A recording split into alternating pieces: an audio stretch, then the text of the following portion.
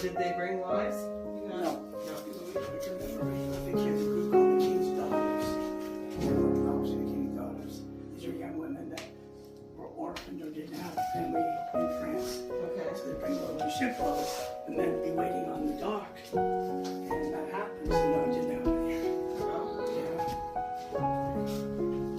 Because the king would have to take care of them if they didn't have someone to marry or whatever.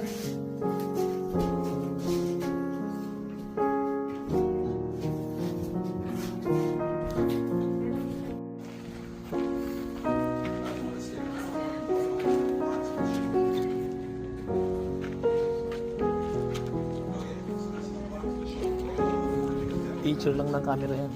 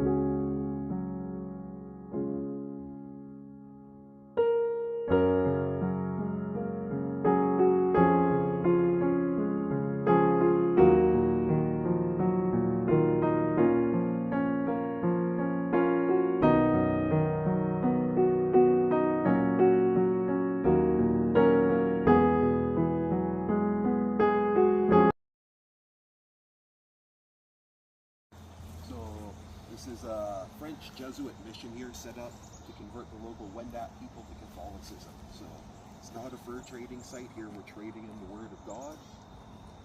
And as we're going through the site, there's a few buildings that we're just going to kind of pass through. After the tour, you guys have full reign of the site, so you can come back and see anything that you may have not seen or talked about. Like some of the things on the site, just just a building or something you need to talk about, but you can go in all of the buildings. So on this side of the front bastion, we have the soldiers' barracks, and on the other side, we have the flushing area. It's usually quite smoky in there, so we won't spend much time in there unless you guys want to come back and check it out. But over on this side is where the men would be preparing hides to transport back to Quebec if they weren't conducting any fur trade. They'd be preparing meat, smoking meat in there to preserve it for the winter. And over on this side, we have soldiers that would sleep there. Now, the Jesuit priests, they don't want to have soldiers on site. If you have a bunch of guys with guns and swords running around your mission, it's not very inviting to other people who want to come in. They're kind of like, oh, what's going on with those guys? I'm going to bypass this site. So the Jesuit priests, they don't like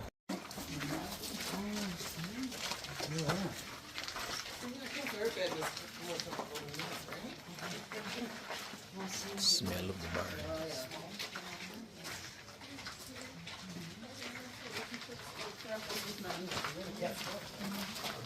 Hey, Stone. I'm going to pick this up.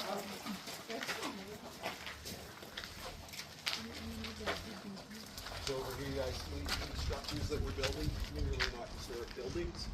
Now what's happening here, we have the original hearts and backings of 3 fireplaces from buildings that went across this courtyard here.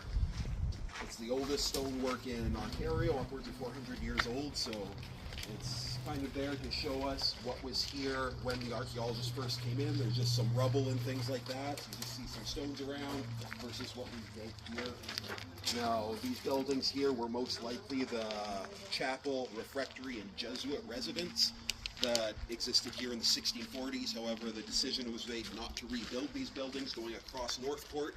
Because when you walk into the site through the front gates, you'd be met by a big wall, not very inviting. So we made our Jesuit residence, chapel, and refectory just traveling this way across Northport. So those are the only buildings that are in a position that they wouldn't have originally been in. So now we're building these structures to try and protect them, and hopefully before winter sets in, we'll have glass in there to keep the snow and the elements off the stonework to deteriorate. Yes, this was supposed to be done before our season opened up in May, but construction projects, we get setbacks and all that kind of stuff. And then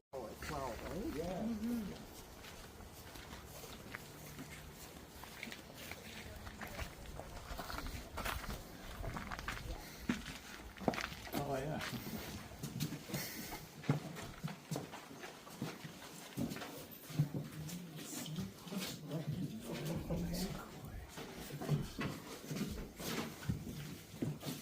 Alright, so this site existed here from 1639 to 1649. In 1649, the French set fire to this mission with themselves, and the whole thing burned to the ground. And we'll get a lot more into that and why they did it a little bit further in the tour. However, we need to note that all of these buildings were burnt down, and none of this was here when the archaeologists first came in. Now, the French, the Catholic priests, the Jesuit priests, they knew that the site existed somewhere around here, and the local people of Midland and Penetanguishene would refer to this as the old French ruins. They weren't quite sure what happened here, but they knew that the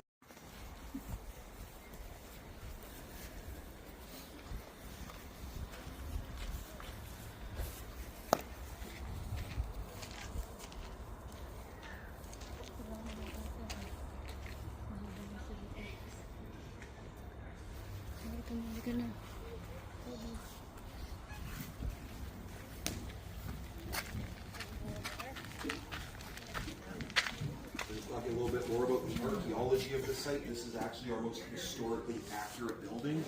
If you guys look under this table here, you'll see these two hinges here.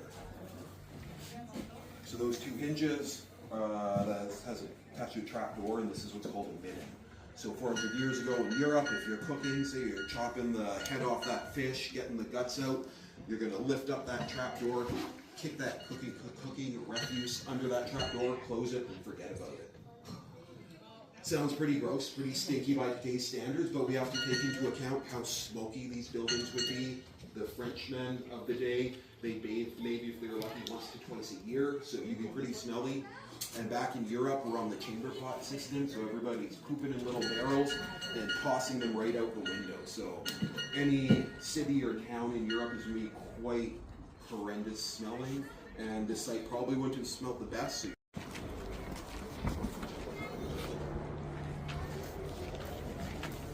So here we have the Jesuit residence connected to a refectory, and it's connected to the chapel. What makes it a chapel as opposed to a church is that the clergy that would be running the church or the chapel actually live in the same building or an adjoining building. So that's the reference to the chapel. So the Jesuit residence is set up. We have 3 head Jesuits who would be kind of the facilitators, the managers of the site. So they would be managing everything from the goods that are coming and going, the people that are coming and going, to the religious and spiritual aspects of the men who are working here. So they are facilitating the site, and they would be here throughout the year, all the time. The rest of the Jesuit priests. Yeah, that's our chest where we keep all of our kidney. Oh, okay. Important stuff. It's basically all men here.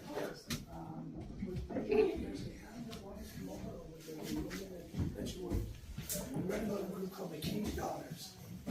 Yeah, so those girls go out to Quebec, so that kind of predates what's happening, or that postdates what's happening here. This is as far as Europeans have come into France at the time. It's a very hospitable place. I'll definitely talk a lot more about that.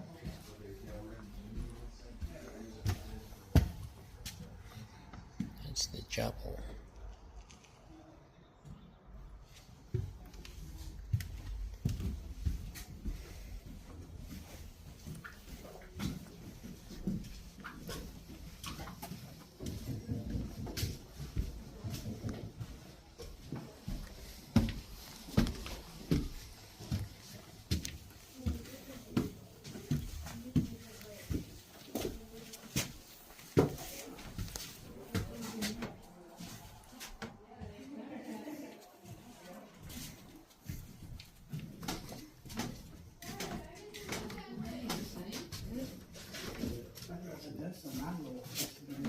No wonder they had memories from that. Yeah. Piece of plywood that's sitting underneath. Wow. So did they bring wives? Yeah. No. I remember reading with the kids, a group called the King's Daughters. And they weren't obviously the King's Daughters. These are young women that were orphaned or didn't have family in France. Okay. So they bring little shiploads and then be waiting on the dock. And that happened. He said, no, it didn't happen here. Oh. Yeah. Because the king would have to take care of them if they didn't have someone to marry or whatever.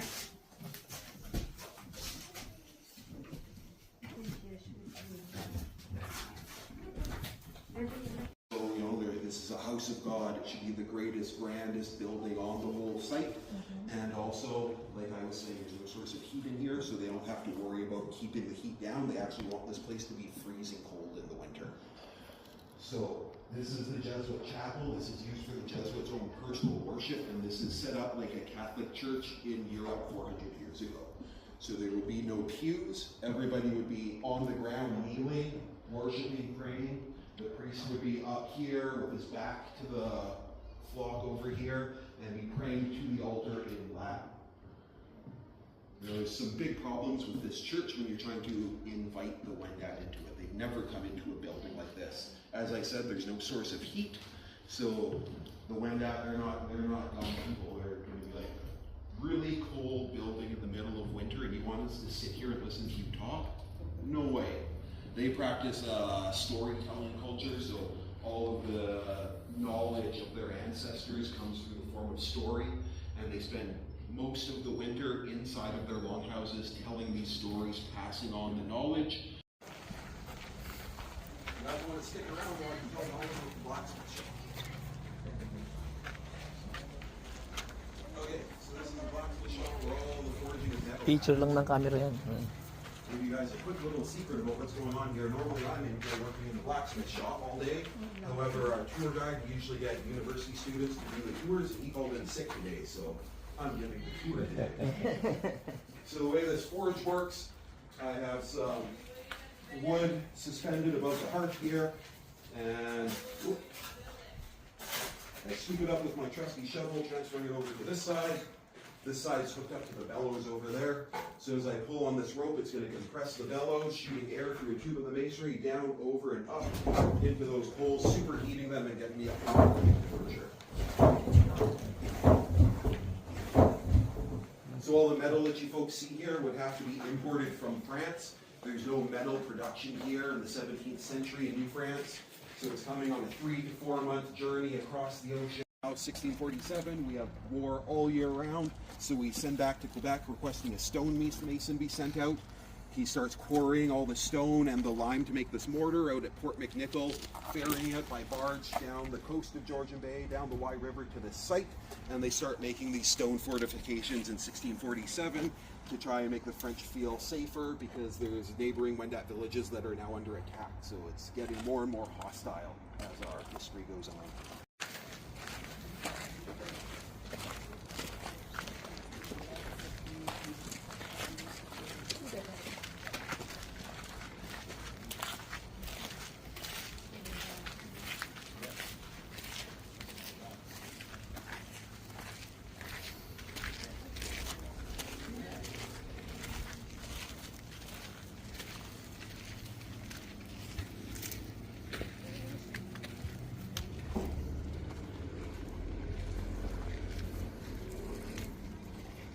So over here, you'll notice we have a walking waterway system. Twice a day, every day in July and August, we bring a canoe up from the Wye River in this walking waterway system. So if we have enough university staff on site, it is a fully functioning walking waterway system. Never fit in this canal, ever. So likely not a walking waterway system. As well, the water source that feeds this 400 years ago is coming from an aquifer at the top of the Martyrs Shrine Hill, coming down by an aqueduct into the site here, and it has the ability to fill this canal twice a day. So if you have 20 to 25 canoes coming here on a flotilla, they're been waiting days and days to actually get in here. They probably just footballs all this stuff. So what we know is the French owned like that style of corn, hard starch, ground into through historical records, we find that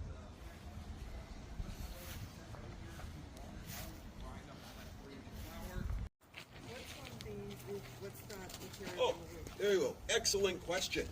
So you'll see here we have 3 different roofing styles. So the first is the cedar shakes that you will see commonly in Europe at the time. So it's a common building style that the Europeans would use, but it is a lot of work to actually make all of those shingles. The second style of roofing over here is the plank style of roofing. So the you can't here draw some of the buildings that you see from the block of roofs. You have straight lines going across. We created that here, and what we found is that over time the pipe becomes concrete and catches cold water on your roof. So no one ever built a roof like that except for us. Now over here we have examples of the Wendat. The Wendat, before they get access to all these cool metal axes and stuff, they need here vast fields for their farms. So what they're doing, they're going in, they find these big elm trees. We have elm trees all over Ontario at the time, big stands of them. They're very tall trees that branch very high. So when you go in the spring, those trees are sucking up all the ice melt. They're getting lots of water in them. Their bark's very flexible. So we can store a big line up the trunk, remove the bark from all those trees in that sand. We can use that in our longhouses to keep the rain off of us, keep the heat in, and that also kills those trees. Once the trees are dead and dry, you can go set fire to that section of forest. It's just that section burns, slash and burn agriculture. So the ash from the fire will last in the soil as fertilizer for about 10 to 15 years, the same amount of time that that bark will last as shingling on your roof. And we think that because the French are learning how to survive from the Wendat, they may have followed suit.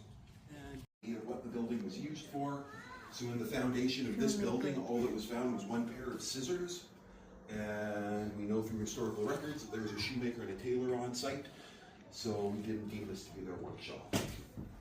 In our archives, we actually have a pair of scissors from a tailor.